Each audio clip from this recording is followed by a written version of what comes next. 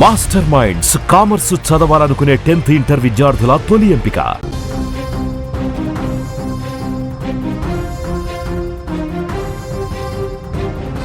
తన జీవితం మొత్తం ఆర్టీసీ డ్రైవింగ్కే అంకితం చేశాడు శంకర్ గౌడ్. దాదాపుగా 25 ఏళ్ల నుంచి డ్రైవర్గా చేస్తున్నాడు. కానీ సొంత ఇల్లు కూడా లేదు. మంచితనానికి మారుపేరుగా ముద్ర వేసుకున్న శంకర్ గౌడ్ కుటుంబం కోసం ఒక్క పైసా కూడా వెనకేసుకోలేదు. 25 ఏళ్లు బస్సు స్టీరింగ్ పట్టి లక్షలాది మందిని సురక్షితంగా గమ్యస్థానాలకు చేర్చిన ఆ చేతులు నేడు విగత జీవిగా మారాయి. ఆయన భార్య కన్నీటి రోదన చూస్తుంటే గుండె తరుక్కుపోతోంది. మా ఆయన 30 సంవత్సరాల నుంచి ఆర్టీసీలో చేస్తున్నాడు.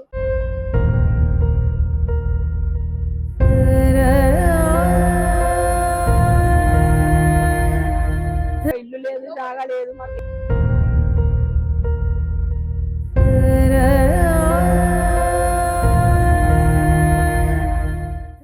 లేదు. మాకు ఇల్లు లేక నా బిడ్డ అల్లింటి కాడ వేసుకుని వచ్చేవాడిని. ఈ గవర్నమెంట్ ఏదైనా సహాయం చేస్తారో మేమైనా కొనుక్కోతాం.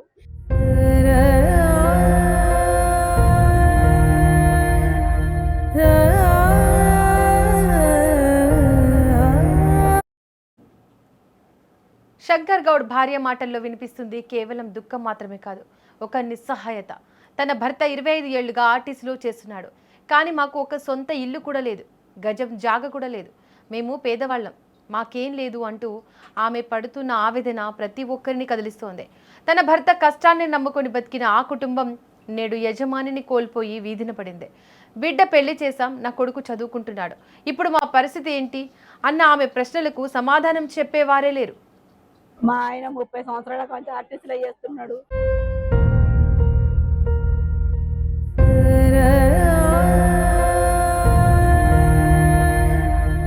ఇల్లు లేదు, జాగా లేదు, మాకేం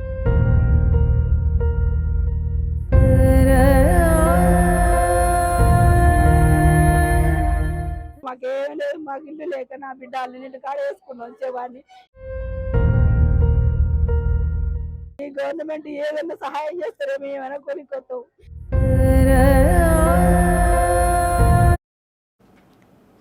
గత కొద్ది రోజులుగా జరుగుతున్న ఆర్టీసీ సమ్మె శంకర్ గౌడ్ను తీవ్ర మానసిక ఒత్తిడికి గురిచేసింది. తన తోటి కార్మికుల భవిష్యత్తు ఏమవుతుందో, ప్రభుత్వం తమను గుర్తిస్తుందో లేదో అన్న టెన్షన్ ఆయనను నిద్రపోనివ్వలేదు. 3 రోజుల నుంచి అన్నం సరిగ్గా తినలేదు, అదే టెన్షన్ పడుతున్నాడు అని ఆయన భార్య చెబుతుంటే వృత్తి పట్ల ఆయనకు ఉన్న నిబద్ధత, తోటి వారిపై ఉన్న ప్రేమ అర్థమవుతుంది. డ్యూటీకి వెళ్తున్నానని చెప్పి వెళ్ళిన మనిషి ఇలా శవమై వస్తాడని ఆమె కలలో కూడా ఊహించి ఉండదు. మా ఆయన 30 సంవత్సరాల నుంచి ఆర్టీసీలో చేస్తున్నాడు. ఆయనకు చేస్తేనే పని, లేకపోతే లేదు. ఒక ఇల్లు లేదు, జాగా లేదు, మాకేం లేదు. మేము పేదలు కదా, మాకేం లేదు. మాకు ఇల్లు లేక నా బిడ్డ అల్లింటి కాడ వేసుకుని వచ్చేవాడిని.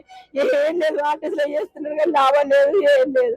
నా కొడుకు చదువుకుంటే కానీ వానికి కూడా ఏం లేదు. ఈ గవర్నమెంట్ ఏదైనా సహాయం చేస్తారో మేమైనా కొనుక్కోతాం, లేకపోతే మేమైతే ఆగమైపోతాం. మమ్మల్ని ఆదాయం చేసిపోయిండు. అసలు ఎట్లా పోయిందో మాకు తెలియదు. ఈ కార్మికుల గురించే ఆయన అంతే మనస్తాపం చెంది బాధ, ఒకటే టెన్షన్, ఒకటే బాధ. అయ్యో ఎట్లా టెన్షన్. ఆర్టీసీలు చేస్తున్న డిమాండ్ పెట్టకపోయే, మేము ఆర్టీసీలో గవర్నమెంట్ లో కలపకపోయే ఇదే టెన్షన్. 2-3 ఇప్పుడు 3 రోజుల కంచి అదే టెన్షన్ పెట్టుకొని అన్నం కూడా సరిగా తింటలేడు. అదే టెన్షన్ పెట్టుకోక ఎట్లా తగ్గట్లేదు. ఎందుకు బాధపడడం తెలియదు. నాకు టెన్షన్ ఎందుకంటే గవర్నమెంట్ లో కలపలేక ఎట్లా అని ఒకటే ఇదే మనస్తాపం చెంది అసలు ఏం చేస్తానో ఆయనకు అర్థం కాకుండా చేసింది ఆయన. ఒక సాధారణ డ్రైవర్ మరణం వెనుక ఎన్ని కష్టాలు ఉన్నాయి. 25 ఏళ్లు సేవ చేసిన చివరికి శవం డిపో వద్దకు వెళ్లడానికి కూడా అనుమతి లభించని పరిస్థితి. శంకర్ గౌడ్ కుటుంబం ఇప్పుడు దిక్కు లేనిదిగా మారింది. ప్రభుత్వం, ఆర్టీసీ యాజమాన్యం తక్షణమే స్పందించి ఈ పేద కుటుంబాన్ని ఆదుకోవాలంటూ తోటి కార్మికులు డిమాండ్ చేస్తున్నారు. ఏదేమైనా 25 ఏళ్లుగా ఆర్టీసీలో జాబ్ చేసి చిన్నపాటి సొంత ఇల్లు కూడా లేదంటే ఆయన నిజాయితీని అర్థం చేసుకోవచ్చు. పొద్దున పోయేటప్పుడు డిపోకి పోతున్నా అని చెప్పిండు. సరే పోయింది కంటే అన్నం వండినా తినిపోదరని ఫోన్ చేస్తే వచ్చినాక మన అన్నం తిందరా అంటే నేను అక్కడ తిన్నాం, వంటలు చేసిండు మా కాడ. నేను కొంత సల్ల తాగిస్తాను, సల్ల తాగినాక కాసేపు పడుకోండి, సాయంత్రం పోదరని చెప్తే లేదు అక్కడ అందరిలో నేను పోవాలని కథం డ్రెస్ వేసుకున్నాడు. నేను కూడా వస్తాపా మీ వెనకాల, నేను కూడా ఆడనే ధర్నా చేస్తాపా, మరి మీరు ఒక్కరు ఎందుకు పోవాలని నేనంటే నువ్వెందుకు రావడం, నువ్వేమన్నా వస్తుడు అవసరం, నువ్వు సాయంత్రం వద్దులే, నువ్వు ఇక్కడే ఉండు అని నన్ను అసలే రాణిస్తలేడు. నేను ఆడికి తలపెట్టి వెనకాల పోయేటాలకే అసలు ఏం ఆటో ఎక్కిపోయిండో ఏమన్నా తెలియదు, పోయేటాలకే వెళ్ళిపోయిండు.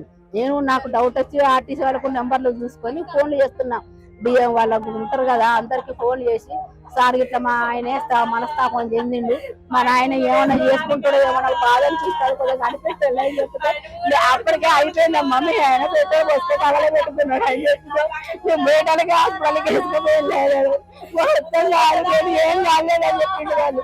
చూస్తాడు మొత్తం కాలేదు, సృహ లేదు, మాట్లాడతలేడు, ఏం చేస్తలేడు.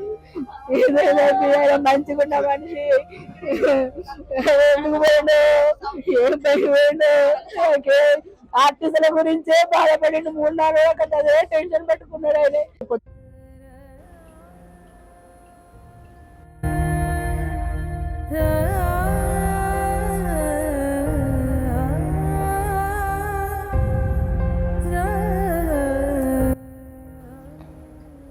ఎవరైనా సరే ఇలాంటి నిర్ణయాలు తీసుకునేటప్పుడు కొంచెం ఆలోచించండి.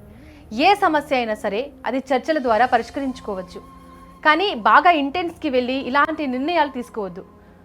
ఇప్పుడు శంకర్ గౌడ్ చేసిన తప్పు వాళ్ళ కుటుంబాన్ని ఎంత రోధిస్తుందో చూడొచ్చు.